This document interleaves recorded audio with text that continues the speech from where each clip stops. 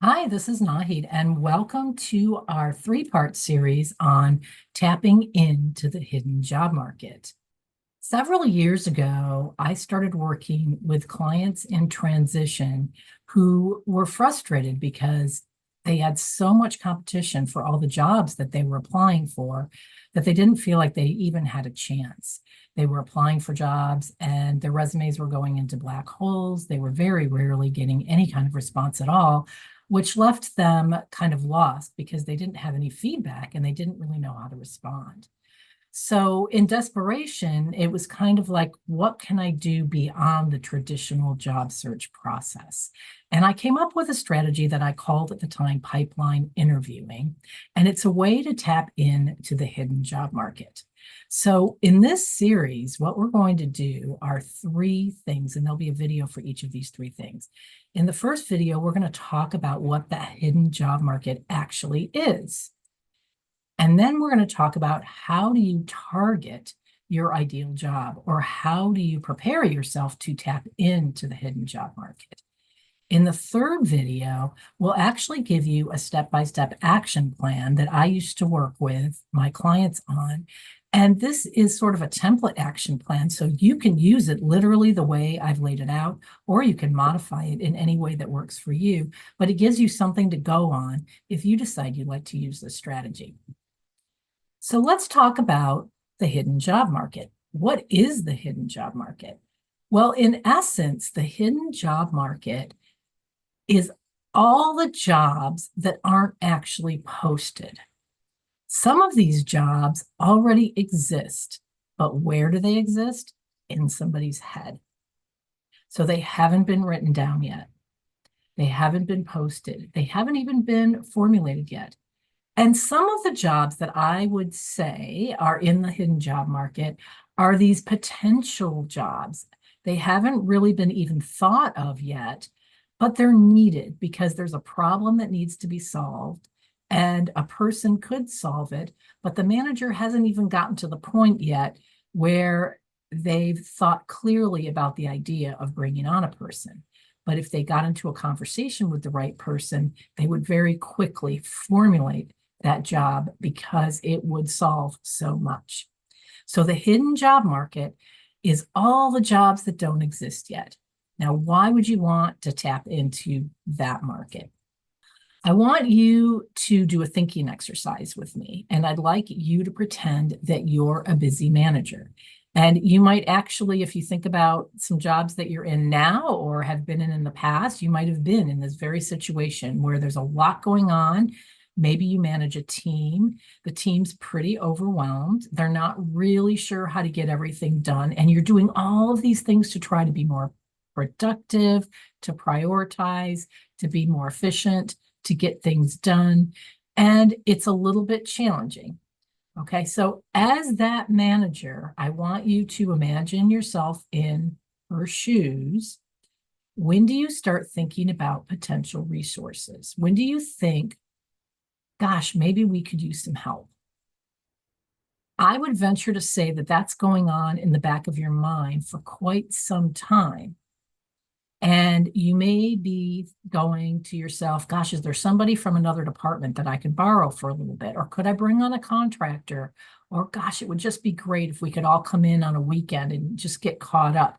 There could be all sorts of thoughts that you're having, but you're thinking about this idea of being overworked and overwhelmed on your team and trying to get ahead of it for quite some time before you even think a clear idea or make that decision that you want to hire somebody.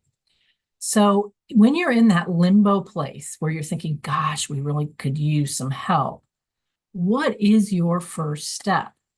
I would venture to say that the first step is never, I'm going to hire a new person. And there's lots of good reasons why that is.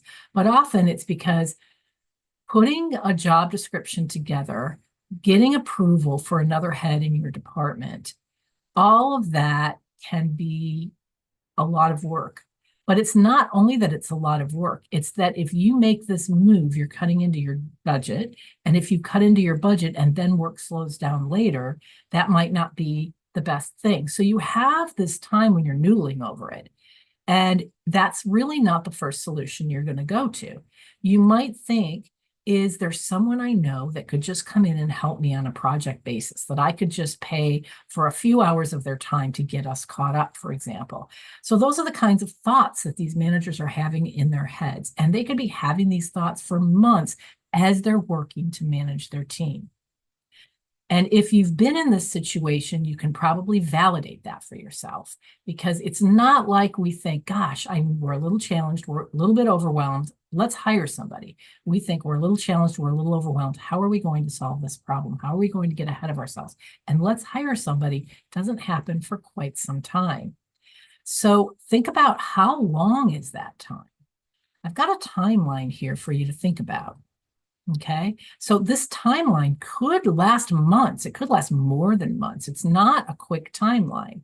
So it's starting to get challenging to meet goals with the current resources. So that's something that's going on. And sometimes people are dealing with this all the time. And so that's just kind of normal. But then the next step is these thinking processes, where we start thinking, maybe I could use some help. Maybe our team could use some help. So in the beginning, even when it's challenging, we don't think about using help. We only think about working with our current resources. Then we start having thoughts, maybe we could use some help. And right after that thought is usually, do I know anyone? As soon as I start thinking I could use people help, I start thinking, is there someone in another department that could come over for a while? Or is there somebody I know that could come help us for a while? Or it may even get to, is there somebody I know who could come in as a temp?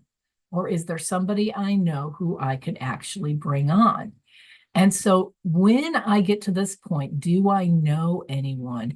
That's pretty critical, because if I'm your friend and I have the competence to help you out, there's a good chance you're going to call me. And that's where you want to be as part of a hidden job market. So when it comes to posting a job, you're already at, gosh, there's nobody I know. There's nobody I know that can help me. There's no other option. I think I'm going to have to ask for another head, or I think I'm going to have to go through the job search process and see if I can find somebody I don't know. And that's actually my least favorite option. So that's something to keep in mind. So if you happen to know somebody who's in this situation where they're sort of thinking they need help from a person, and they're starting to scan their memory for people they know that might be able to help, even on a temporary basis, you're golden, because you're going to get a call and have a conversation, and you might be able to get into help on a temporary basis. Now, you might think, well, gosh, that's not a real job with benefits or anything like that. It's not, but it's the best way for that department and that company to get to know you and to get to know how you work. And if they like you and if you work well with that team, there's a good chance that as long as things are going well, they'll try to find a job for you and bring you on permanently. And then there was never a job posted, and you never had any competition. So chances are the job that's created gets created around you. Think about being in that situation. Wouldn't that be cool? Now, you may be thinking it's not realistic, but if you continue to apply for jobs that are posted only, so you should continue to apply for jobs that are posted. This is what I would call a supplemental strategy. If you continue to only, though, apply for jobs that are posted, you have tons of competition, hundreds of competition, and in many cases, your resume is not even going to be seen. So it will be discouraging, and you'll have to play the numbers game, and it will take a long time. So you could use a networking strategy to start tapping into this hidden job market and leverage yourself and probably create better opportunities for yourself. Is it easy? No. Is it scary? Yes. Are there a lot of people I've talked to about doing this who've just chickened out because it's just too much putting themselves out there? Yes. But if you follow along with me, you might see that it's not so hard, and it's something you can do in addition to what you're already doing. Just by doing it, you will build confidence and create more opportunities for yourself. So how do you do it? How do you get to know these busy managers before they even start thinking that they need a human being? What you have to do is start seeing yourself as a solution hunting around for a potential problem. And that takes some rethinking of yourself. You have to get to know the people who might have those potential problems before they have them. And that requires some pretty strategic networking. Now, the good news is that this is not pushy networking because you're not going and meeting people and asking them if they have a job right now. You're meeting people, you're getting to know what kind of a team they run, what kind of problems they have, what kind of work they do. And you're thinking about, wow, could I be on this team and add value to this team at some point if they grow, or if they lose someone, or if they end up with a big workload and they need somebody. And if so, I should really get to know these people better. And so you're not shopping for a job necessarily, you're building a relationship. And yes, this is a longer term strategy. I think one thing to think about when you think about this being a longer term strategy is if you're in a situation where you just can't bother with this because you need a job now, that's fine. Continue to do all the short term job searching that you do. Apply for jobs that are already established and are already open. Keep doing that. If you have extra time, think about adopting this strategy as well. Because if you take the first job that's offered to you, you may not really like it. You may just take it so that you can get some income in, and you may find yourself searching for another job in a year. If you're continuing to use this process during that entire year, you may have developed some pretty powerful relationships by that time that year is over, and you may actually get yourself into a much better job. So you can think of this as a two-step process as well. All right. So what you have to start thinking is, what kind of a solution am I? How do I look at myself as a solution? How do I add value to organizations? How do I help people? If there's someone who's really, really busy and overwhelmed, how do I get in and save the day? And just do some imagining about that. One thing that you can do is create draft sentences that characterize the problems that you solve. For example, I help busy managers, or I help busy marketing managers, or I help programming teams solve this problem, right? So I help busy marketing departments stay on top of lead generation by analyzing response data related to ads, website engagement, email campaigns, or social media initiatives, right? I help the marketing department stay on top of the lead generation because maybe they're generating leads, but maybe they're losing them. And maybe you know this to be true in marketing departments. They generate a lot of leads, but then they're not really tracking how well those leads are being followed up. So they can't really track the viability of those leads. You could be the solver of that problem. I manage complex projects involving diverse teams, keeping everyone communicating, collaborating on budget and on schedule. What if there are people who are trying to get projects done together and they're running into conflict and communication problems, and they're dropping balls and not on time or on schedule because they're miscommunicating? Maybe you can come in and solve that problem. Now, I realize that this sort of narrows how you think of yourself. You are a complex person. You have a lot of strengths. You can have more than one draft sentence to think about yourself. You can think about yourself as a solution to several different problems, but play with this idea of thinking of yourself as a solution to a problem, because this helps you tap into the hidden job market.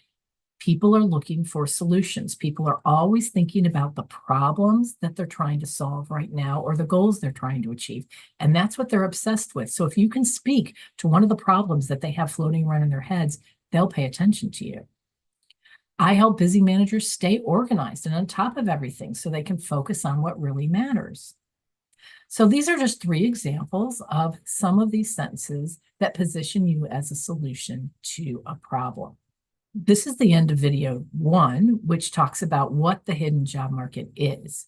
In video 2, our next video in the series, we're going to talk a little bit more about how to clarify your target, because when you tap into the hidden job market, you need to know where to start. And knowing where to start requires that you create a target for yourself. So I hope I see you back then.